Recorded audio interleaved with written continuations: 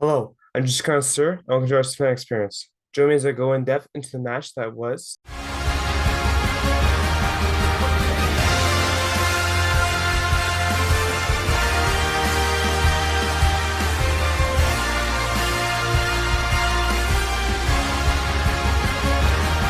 And as we begin today and get into it now, Arsenal are on fire of late, having not lost a single game through three matches thus far, and they come back home to play Fulham this time, a team like Bournemouth that just came out from the championship last season, having finished first as well. And the Cottagers have really been impressive at the start so far at the start of the season, having won last week against Brentford, and not to mention having tied Liverpool in the opening match of the season. And with that in mind, Arsenal cannot take a team of that caliber lightly, and therefore, when you look at the starting 11 now, they did actually make a couple changes. Not that they would prefer to make changes, but it turned out that a couple players, in particular Thomas Partey and Alexander Zinchenko, picked up some injuries that took them out of this game. So therefore, in their place came Kieran Tierney and Mohamed El-Neni. And going into the match now, Fulham was very resistant to allowing Arsenal any real significant chances early in the first half. And it wouldn't be until really the 15th minute where Arsenal got a legitimate chance on goal, with Granit Xhaka getting a good header from Gabriel Jesus on the who's at the back post.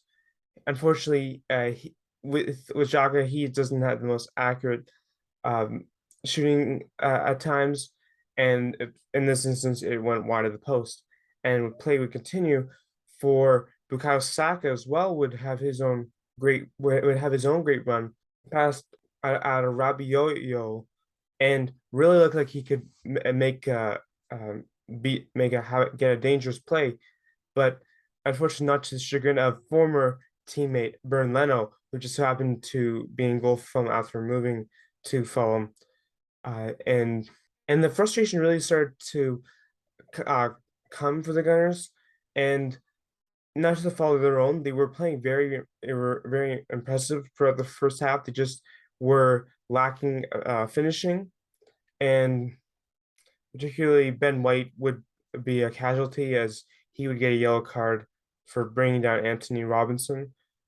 And they kind of need to work on is finding the um, finding a true leader to really lead the team and give them a legitimate chance at taking a commanding lead. And so a lot to ask for, but I think it can easily be achieved, and they have showed it thus far. Just early in the first half, they were lacking that determination. And as we end the first half with a nil-nil score, they look to improve upon that as they went into the second half, for which we begin in the second half now. For Fulham, having not really had any uh, real chances of their own, it looked like they took a big uh, subtraction from this match when Alexander Mitrovic went down in pain and looked like he wouldn't be able to return. For he was able to return, and it just so had it that he would be on the receiving end of a uh, nonchalant play by Gabriel in the 56th minute, where Gabriel decided to just walk the ball up and I didn't take his time to look around and make sure that there wasn't anyone trying to get the ball away from him. And as a result, Mitch was grabbed an opportunity to take the ball from Gabriel and showcase his strength, easily got the ball off him, and put it past Ramsdale to give Fulham a 1-0 lead. And I have to admit that Gabriel was at fault there, and he should have been a lot more aware of where the where the Fulham attack was coming from. But and all I had to also give credit to Mitrovic for that incredible display of strength there. There's not a lot of players who could probably take a ball off defender of his caliber, and he really showcased that. For that goal would be mean so much for Arsenal to respond to, and such as what they did against Leicester. They came back with a purpose to get that crucial equalizing goal. Surely enough, that would come in the 64th minute from none other than Martin Odegaard, who has clearly been their best player uh, so far this season. And with a great pass from Saka, who, while he has not really, I don't believe he has gotten on the score sheet so far, he has done a lot else on the pitch to warrant uh, his purpose in being the starting 11, in being in the starting 11, if it wasn't obvious already. But his pass to Odegaard took a deflection off a phone defender, funnily enough, and uh, caught Leno by surprise, and therefore game into the back of net.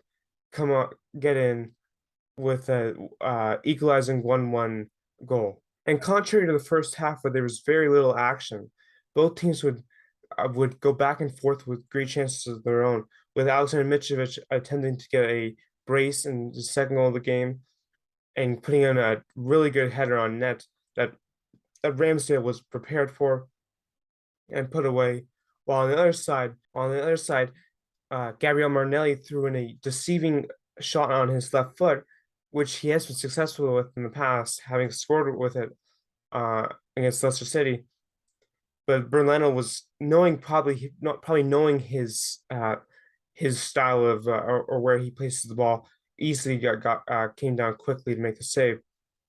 And that was really Arsenal's kryptonite, was Berlano and his ability to know where they were going to shoot. And early in the second half, as I forgot to mention, Eddie Nketiah would be subbed on for Kieran Tierney, and that would come to pay dividends in the late in the 82nd minute, where he put in a great chance uh, towards Leno, but just put it straight on target, and he would respond with another great chance, but again he lost the ball.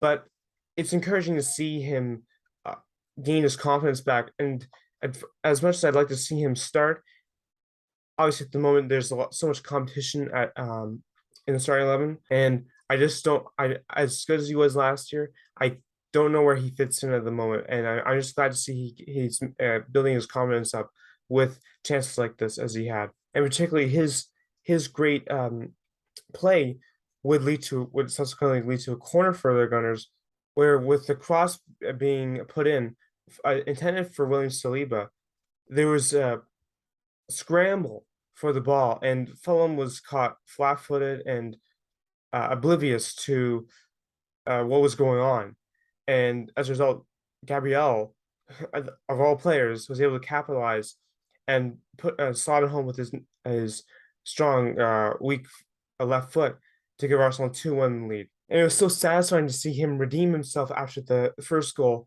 and in a way that it was almost poetic.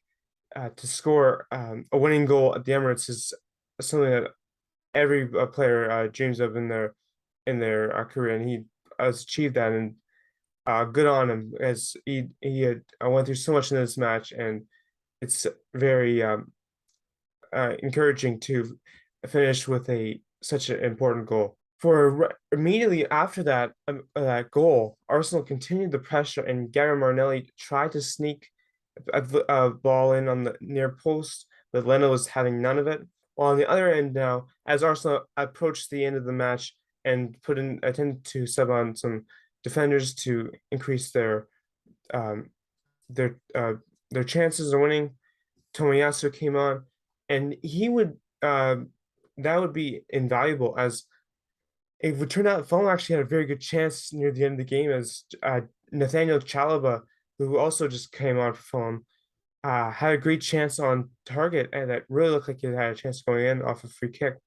But Ramsey was there at the right place at the right time with a great save to put away the Cottagers and definitively give Arsenal 3 points in a 2-1 victory. Also, as well, how could I fail to mention that the savagery displayed by Mikel Arteta near the end of the match with him just casually throwing the ball away while Fulham had a throw in. I gotta give him credit. His drive and his hunger as a player is still there in the matches he manages, and he still sees the game as a player would. It's really cool to see, and as we saw in the All or Nothing documentary, it was really interesting to see how involved he was with the players and how he uh, and how personable he was to the players and how he wanted to get on their good side. And that's what really makes a team uh, a family and how cohesive they are. And he seems like the right man for the job and always has been the right man for the job. And that's what I like to see from my manager. And my final thoughts for this match today are that Arsenal faced a frustrating first half with glimpses of what was yet to come in the second half.